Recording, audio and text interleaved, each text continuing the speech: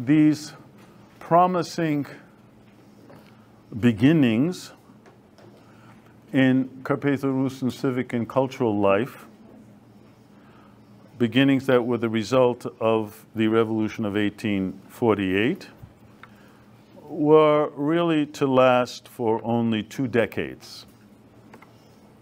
Hence 1848 to 1867.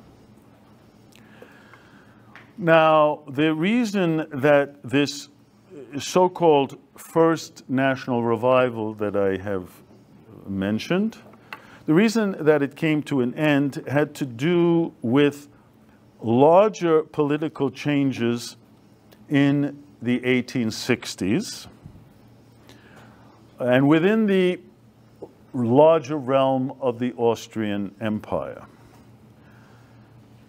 The 1860s specifically being a time that witnessed the transformation of the Austrian Empire into what became as the Austro-Hungarian dual monarchy.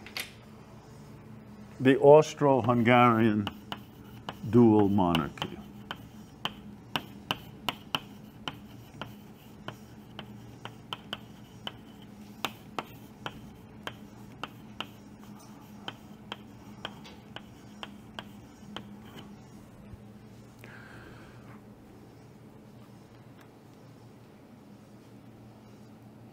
The two halves of the empire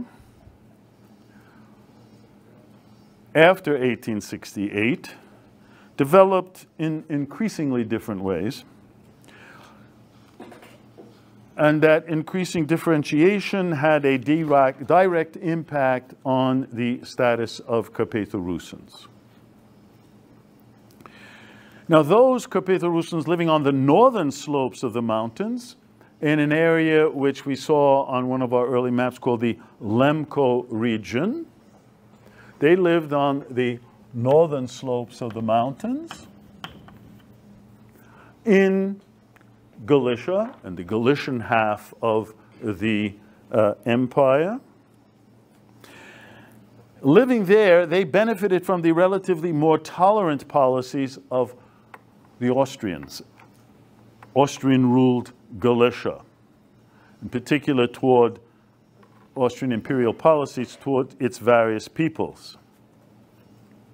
While at the same time, Carpatho-Rusyns on the southern slopes of the mountains, in the Hungarian area, Hungarian Rus, the Prešov region, Subcarpathian Rus, there, they were exposed to the increasingly intolerant attitude of the Hungarian government toward its national minorities. Now, as long as the imperial, central, Habsburg government was in political control of the Hungarian kingdom, and we just spoke about that, as long as that were the case, the civic and cultural activity of the Hungarian kingdom's non-Magyar peoples was at least tolerated and at times actively encouraged because of the help of the imperial government in Vienna. But by the 1860s, Imperial Austria was forced in large part by external events outside. Among those external events were a loss in 2 wars, one with France and Sardinia in 1859, and another with Prussia in 1866, had profound implications for the Austrian Empire. And as a result of both of those wars, the Austrian imperial government was forced to reassess its relationship with Hungary. Direct rule over the Hungarian kingdom by Vienna was no longer feasible. It wasn't working. And after extensive negotiations, the two parties, the two sides, say Vienna, Budapest, Imperial Austrians, Hungarians, these two parties reached a compromise known as the Ausgleich in German, which is just another word for compromise, of 1867, 1868. Created in late 1867, implemented in 1868. It was this agreement, this compromise, this Ausgleich that brought into being the dual monarchy of Austria-Hungary. The Habsburgs, they remained the ruling monarchs. That is, emperors of Austria, kings of Hungary. Also, among the common concerns of both halves of the empire were some economic matters, in particular currency and tariffs. So one currency, tariffs were common. One military, Imperial Habsburgs would never give up on that. And also common policy for foreign affairs. But those policies in all those three areas were to be decided jointly by Hungarian and Austrian representatives of the dual monarchy, would get together every 10 years and discuss how we're going to run the monarchy for another 10 years. But aside from those common elements that I just mentioned, some economic matters, the military and foreign affairs, aside from that, Hungary was left to govern itself. And so, in a sense, much of what the Hungarian revolutionaries had fought for on the battlefield in 1848-49 was now achieved by peaceful means 2 decades later with the creation of this Ausgleich or compromise of 1867-1868. Now, these 1860s, while these bigger things are going on, also witnessed important political changes within the Austrian half of the empire. This decade, the 1860s, was known or marked the birth of Austrian parliamentarianism. Now, Parliament was created in 1848 during the Revolution, but in 1849 it was abolished. Now, it's renewed, specifically in 1861. And hence, this is why we talk about the rebirth or the birth of Austrian parliamentarism, because then it stayed.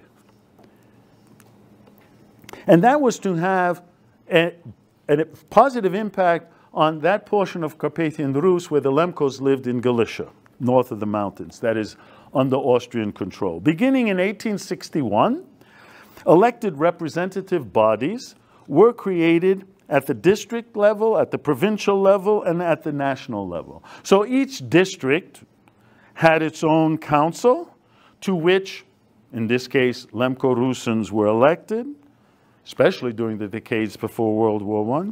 Each of Austria's provinces, Bohemia, Moravia, Tyrol, and Galicia and Bukovina, each of those, which turned out to be 17, in this period, the light blue, each of those provinces had its own diet.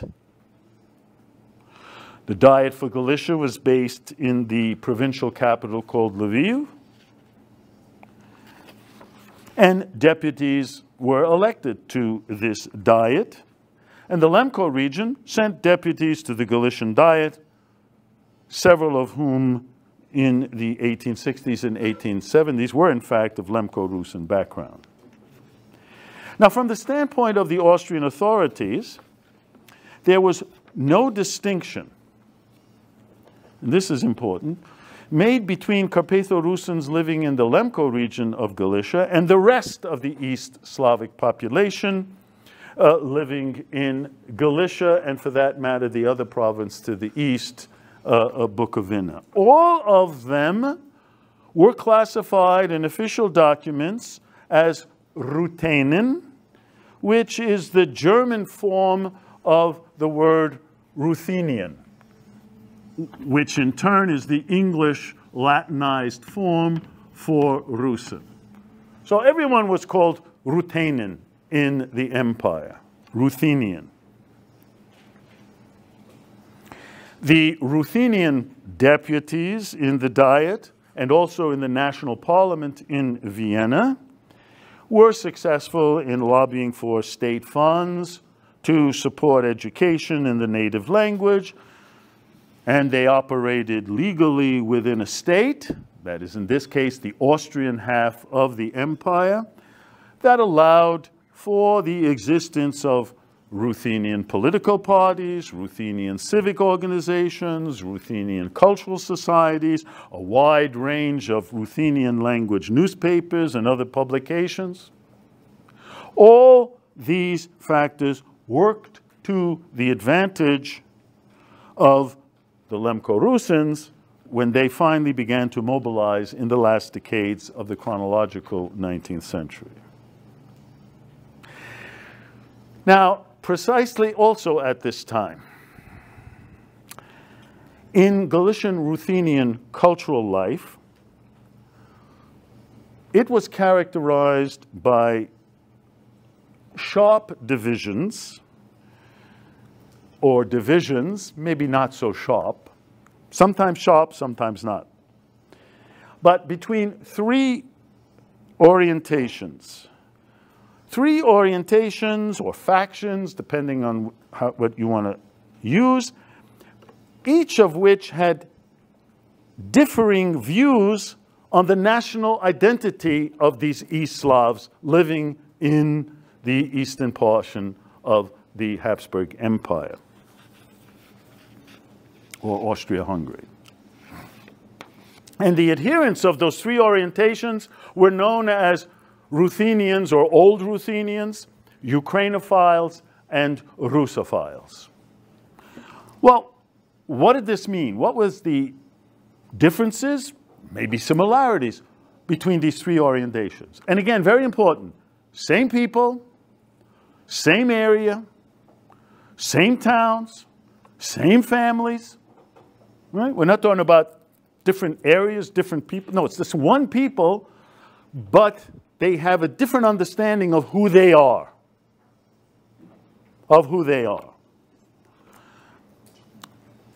The Ruthenians, or the Old Ruthenians, accepted the view that all the East Slavs were closely related and part of what they called a single Rus culture, a single Rus culture, and that this unity was best expressed through their adherence to Eastern Christianity and to the use of a language which they called Ruski, with a soft S, which was basically traditional liturgical church Slavonic with some local vocabulary drawn from local speech. But despite their cultural association with the larger East Slavic world, which would include Russians and Belarusians and Ukrainians living in the Russian Empire, despite that, they were for the most part loyal subjects of the Habsburg Empire. Loyal subjects of the Habsburg Empire. So they have a cultural affinity with the East, but they are loyal subjects of the Emperor and Austria. The Russophiles, like the Old Ruthenians, they also believed in the unity of all the East Slavs. But they favored the use of the Russian language as the appropriate literary language for the Ruthenians. And they also considered Orthodoxy, not Greek Catholicism, Orthodoxy as the truest variant of Eastern Rite Christianity. And they considered the Russian Empire the best guarantor of their group's national existence. Some even looking forward to the day when Galicia would be annexed to the Tsarist realm and again be together with fellow East Slavs in one state, as they argued was the situation back in medieval times when there was this one medieval federation called Kievan Rus. So that's the view of the Russophiles. Now finally, there were the Ukrainophiles. They stressed national and linguistic differentiation. They argued that each of the East Slavic peoples, Russians, Belarusians, and Ukrainians, each of them were distinct nationalities, each with its own national language.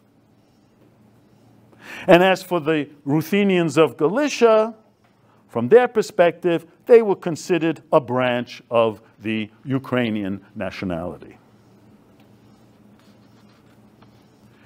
Now, throughout the Austro-Hungarian period, which we're looking at today, also well into the first part of the 20th century, Lemko-Rusyns, their civic and cultural leaders in Galicia, were inclined primarily toward the Old Ruthenian and the Russophile orientations. The earliest organizations to serve the cultural interests of these Lemko-Rusyns were village reading rooms. This is kind of like the nuts and bolts of how you promote a national ideology, whatever that national ideology is. Village reading rooms. Beginning sometime in the 1880s, these reading rooms were set up in separate small buildings or were attached to the local village school or church parish. The reading room was a place where villagers could find newspapers as well as books and pamphlets about agricultural matters, about Austrian civic life, about the Rus historical past, also literary works written in the local vernacular language. By the way, and if they couldn't read, this was the place where they came to ask someone else to read for them either these things or, more important, as we're going to see, letters from their brethren who emigrated to North America. So the reading room was a kind of, like libraries today, effectively, for all intents and purposes. Now, another type of organization that was initiated by the Lemkos was something called a bursa. A bursa. And what was the bursa? Well, they were self-governing educational and cultural bodies. Main goal to establish dormitories, which were called bursi, for impoverished Lemko students attending Polish language schools in towns just to the north of the Lemko region. So any of you know of Toronto, very near the university, is something called the St. Vladimir Institute, over here on Spadina, just opposite the athletic center, or diagonal. Well, that is a classic bursa. That's what it is. It was established for, initially established for students of Ukrainian background here in Canada who came from various parts of the country to the University of Toronto, and so they needed a place conveniently to stay. And it still functions like that, but it's not limited to students of Ukrainian background. In fact, most of the, I think, boarders there are not of Ukrainian background. And aside from providing housing accommodations, and this also applies to St. Vladimir's, and our bursas in the Lemko region sponsored a wide range of programs that promoted Rus culture among young Lemko-Rusyns, who in their formative student years found themselves in an otherwise predominantly Polish or in part Jewish urban environment, because the urban environment was always different from the rural environment, from where they came. And not only was the language then of some of these early publications in the local vernacular, spoken speech. The editors of these early publications, one of which was literally called Lemko. Did I write Lemko down? But you know it from your maps. they made very clear why they called their newspaper Lemko. Remember, I said that from the Austrian authorities, all of these East Slavs were Ruthenians. Didn't make a difference what they called themselves. They're all one group called Ruthenians. Well, these Lemko editors knew that the term Ruthenian, or in their language Rusyn, was a generic term to use to describe all the East Slavs. And all of the Ruthenians, whether they're living in Galicia or in Bukovina or northeastern Hungary, including all of those Ruthenians and those who consider themselves to be, who are Ukrainophiles, that is, who consider themselves to be of the Ukrainian national orientation, and not wanting to be associated or confused with these Ukrainian-oriented Ruthenians. Some Carpatho-Rusyn activists in Galicia began to argue that instead they should designate themselves Lemkos. This process of replacing the traditional ethnonym Rusyn with Lemko, initiated only in the first decade of the 20th century, 1911 to be specific, was a very gradual one. People just don't simply start calling themselves something else, so it took time. And it took at least another 2 decades for it to be complete. But today, the population there will call themselves Lemkos or Lemko-Rusyns. So now we've looked at Austrian Galicia and where that part of Carpathian Rus inhabited by Lemko-Rusyns live. In contrast, and this I think is in stark contrast, in contrast to the relatively favorable conditions for national development in Austrian Galicia after 1861, the political environment in the Hungarian kingdom was much less democratically inclined. There was a parliament in Budapest. It continued to exist, Budapest being the capital of the Hungarian kingdom. But the status of Carpatho-Rusyns, and not only Carpatho-Rusyns, but other stateless nationalities living in the Hungarian kingdom, actually changed radically and steadily worsened in the decades after this Austro-Hungarian Ausgleich Compromise of 1867 and 1868. Already in 1868, Hungary's parliament enacted a law, quote, on the equality and rights of nationalities, on the equality and rights of nationalities. Now, on the one hand, this was a very liberal law, declaring that each citizen, regardless of his or her national background, was a member of the indivisible, unitary Magyar nation. Put another way, each individual would be treated equally, and by the way, they were, but on one condition: that he or she become at best, or at least publicly identify, as a Magyar. The 1868 law also outlined guarantees for protecting languages other than Hungarian.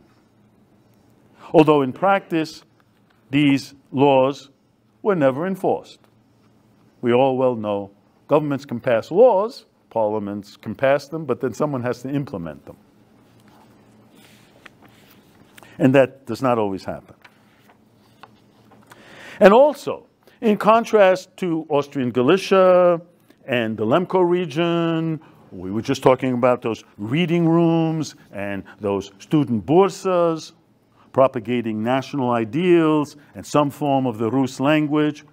There was simply nothing similar in Carpatho-Rusyn villages in the Hungarian side of Carpathian Rus.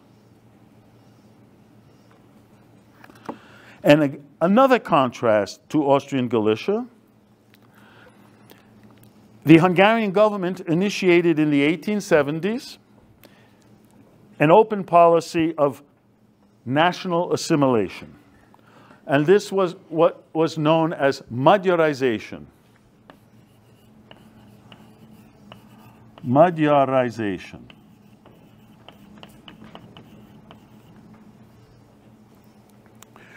Hungary always had a problem.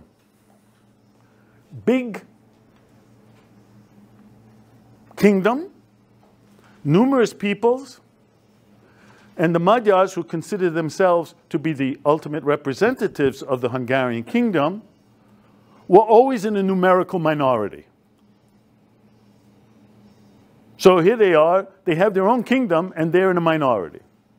And how to correct this? Well, you have to then encourage some of these other people to become Hungarians, so that one won't be in the minority anymore. And that was this policy of Magyarization. Goal to assimilate as many members of the various nationalities as possible and to transform them into Magyars, to Hungarians.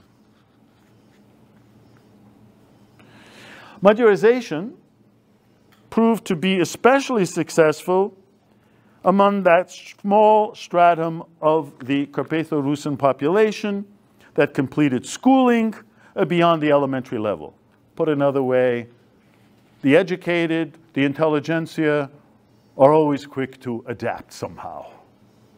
Not only passively, but sometimes aggressively give up what is their origins for something that will help them rise through the ranks of society.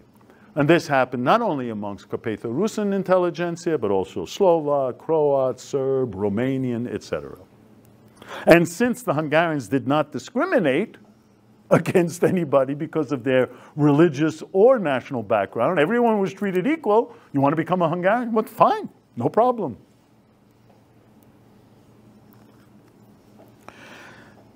And so, in particular, in Carpatho-Rusyn society, that intelligentsia represented by those Greek Catholic seminarians and priests, most of whom enthusiastically welcomed the possibility to speak Hungarian at home and for all intents and purposes to act and function as Magyars. The most extreme example of the Magyarization fever occurred among that portion of the Carpatho-Rusyn secular intellectual elite, which left their provincial homeland and went to the capital, went to the big city, went to Budapest. Several were able to make very successful careers because no one was discriminated against according to their origin. They acted like Hungarian, they spoke Hungarian, no problem. Leading judges, notaries, artists, no problem. University professors. And most of them remained loyal to their Eastern rite, that is, to Eastern Christianity. Most of them remained Greek Catholics, effectively. But they didn't want to use the Slavonic liturgical language. This was terrible. This was too associated with the East. We want to fit in. So we want to make our religion fit in with the rest of the Hungarian world. So, in effect, they managed to create their own eparchy, a separate eparchy. First there was Uzhok, then there was Mukachevo, then Prešov, and now a new one called Hajdú-Dorog, 1913 created. The point of all of this is that this entire struggle, which lasted for creating this new eparchy from the 1870s until World War I, was carried out by avidly pro-Hungarian secular and cultural activists of Carpatho-Rusyn origin themselves. Very easy to say, oh, those terrible, dastardly Magyars. Most of this was carried out by representatives of these various nationalities. They justified their actions on the grounds, in the case of these Carpatho-Rusyn Magyarizers in Budapest, that they were not even Slavs, but rather Magyars of the Greek Catholic faith, whose church should preferably be designated as the Hungarian Catholic Church of the Eastern Rite. So we even get rid of anything associated with the East. Now, it is true that not all educated Carpatho-Rusyns favored Magyarization, and not all of them favored national assimilation. But the generation that promoted the national movement during that first national awakening after 1848 was rapidly in decline. Duchnovich died in 1865. Dobryansky continued to live on until the very end of the 19th century, but he was effectively removed from Carpatho-Rusyn affairs. Dobryansky's fate was repeated in less dramatic ways by several other followers of the national movement, in particular of the Russophile orientation, who were either forced to take up posts in other parts of the empire or were forced to emigrate abroad, and many of them went to the Russian Empire.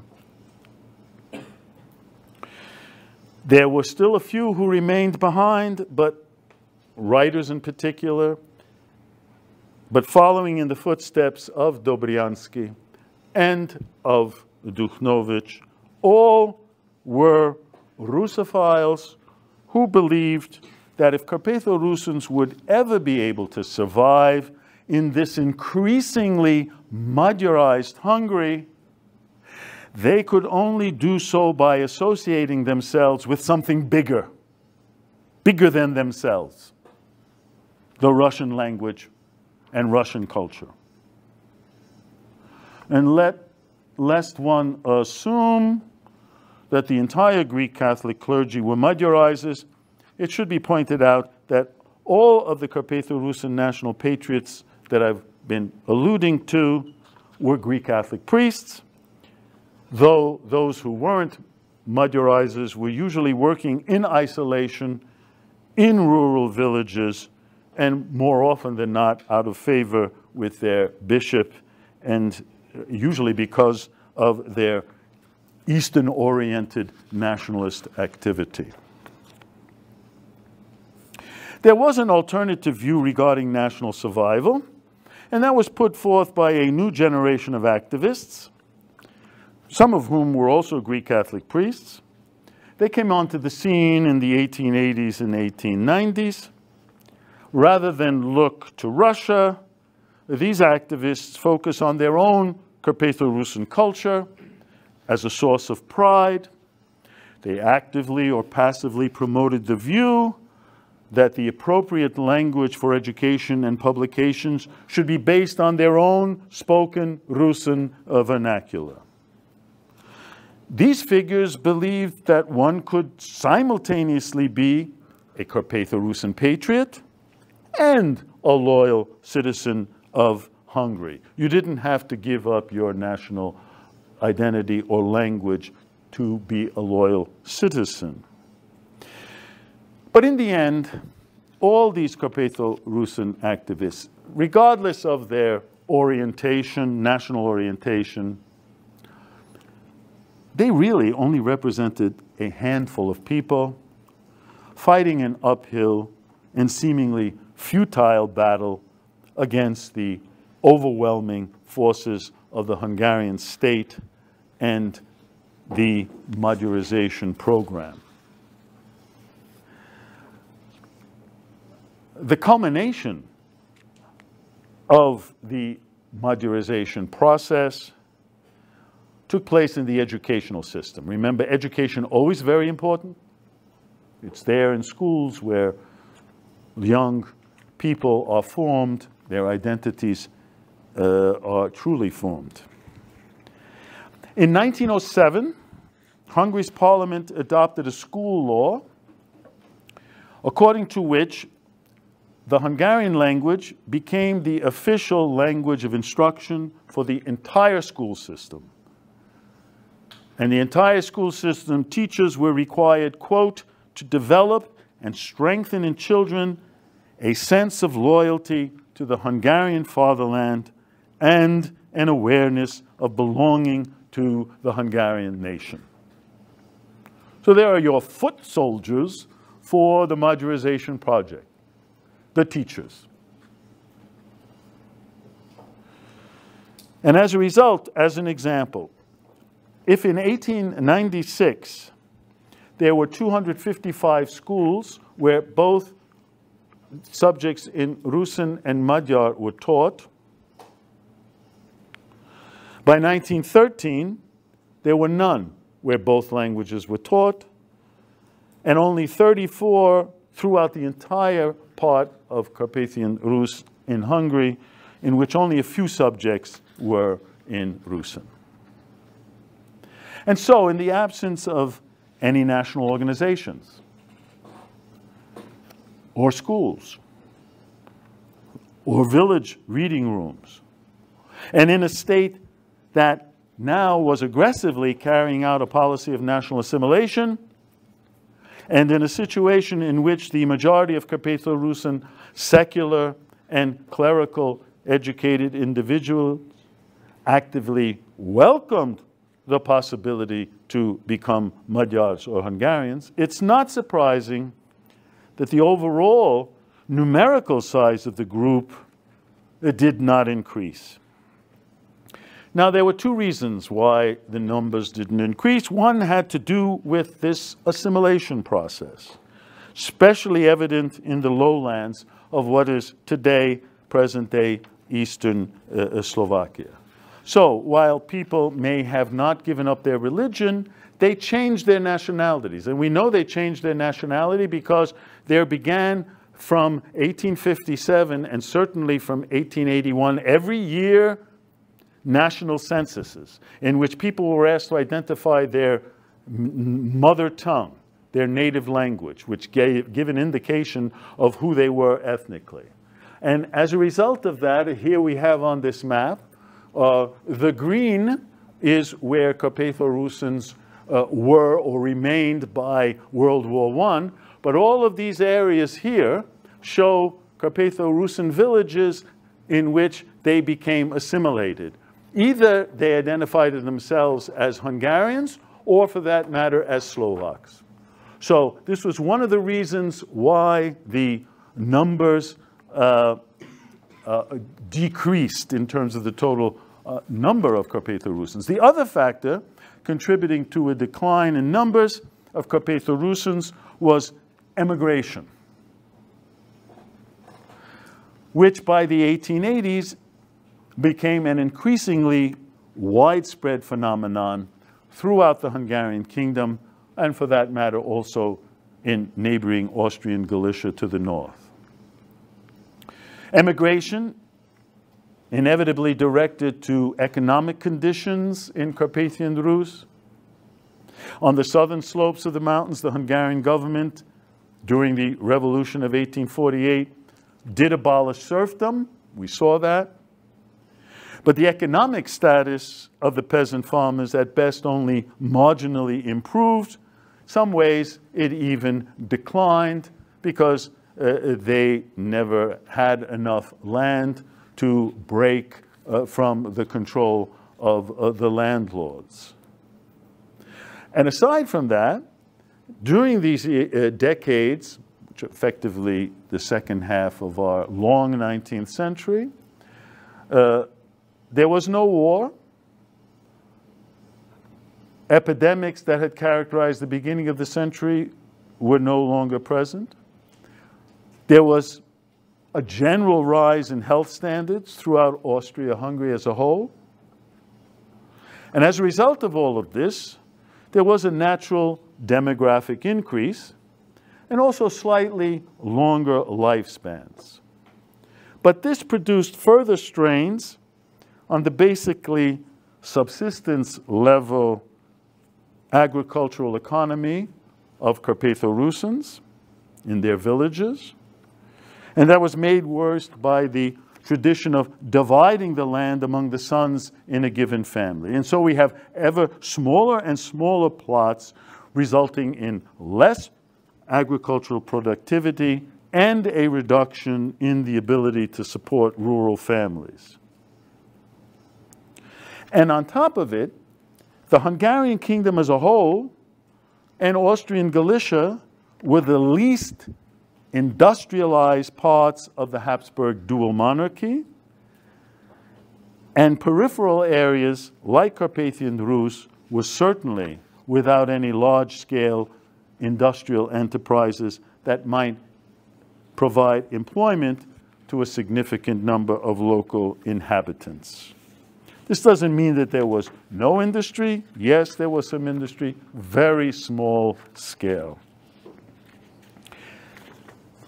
Therefore, in an attempt to improve agricultural productivity with the goal to provide meaningful employment, the Greek Catholic bishop of Mukachevo, together with the Hungarian government, even initiated a kind of program to enhance agricultural productivity, but it was only based in one area of Carpathian Rus. And despite some successes, it was certainly unable to alleviate the overall increasingly poverty-stricken conditions, certainly in the highland regions, mountainous regions, where Carpatho-Rusyns lived. It seemed then that the only solution to what was becoming an often desperate economic plight in rural villages was emigration abroad, and in particular to the United States. And it's that totally different story, but quite interesting one, that we will address when we come back next week. Thank you.